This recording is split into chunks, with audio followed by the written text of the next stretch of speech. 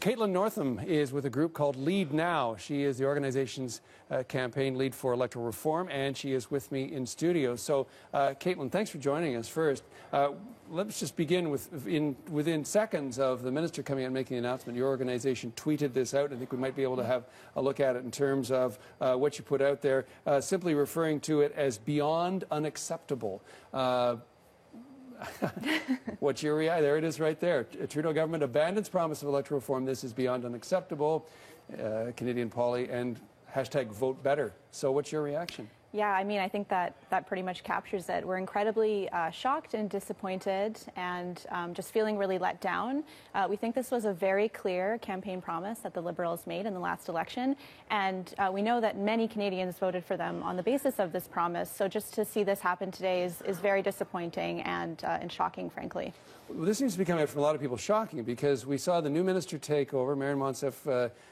The general consensus seemed to be that she hadn't done all that great a job, so we'll bring in a new minister. It looked like fresh wind in their sails, and now this. Yeah, absolutely. I mean, we've heard from them over the last couple of weeks over and over that they're still committed to this process. The Prime Minister was just on his tour of the country, and he told a lot of people that this was still something they were interested in pursuing. So we are feeling quite let down that they haven't given this more of a shot and tried to really work constructively with civil society and with members of the opposition to actually get this over the finish line. Now, their sell line in all of this seems to be that they went out and consulted with Canadians, and Canadians had different things to say, and there doesn't appear to be a consensus. Was that your impression? No, not at all. I think there's two things to say about that. One is that I just don't believe that that's the case. This was a really unprecedented process in terms of the amount of public engagement that did happen on that. You saw the committee do a lot of consultation. Groups like us did a lot of consultation. The experts overwhelmingly said that a proportional representation system was the way forward, as well as members of the public.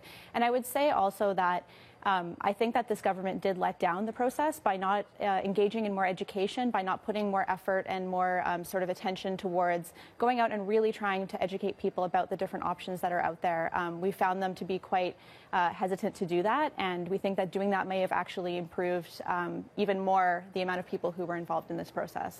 Well, can I ask you that? Is that acceptable for a government that runs on a particular platform, and then to come out and effectively say, well, there's no leadership on this, we're not going to do it? Yeah, no. Does that compute? No, it doesn't. I mean, it's their responsibility to show leadership on this file. It's their own promise. It was a very clear promise. It's their responsibility to go out and to engage people on that and to try to find a way to make it happen. That's what they do on all of their other policies. We've seen a lot of policies put forward recently that have been quite controversial, and they have said, we're going to do it because we think that's the right thing to do. And so I'm sort of, flabbergasted as to why they couldn't have also done that on this file. Okay. Where does this leave us? Yeah, it's a great question. I think that we are not, giving up. I think that there is still a window of opportunity to make this happen. We're going to be letting them know that Canadians are not happy to see this promise broken. And I do believe that it will, come back to revisit them in the next election. So, and which is not too long away, is it? No. This is 2.5 years from now.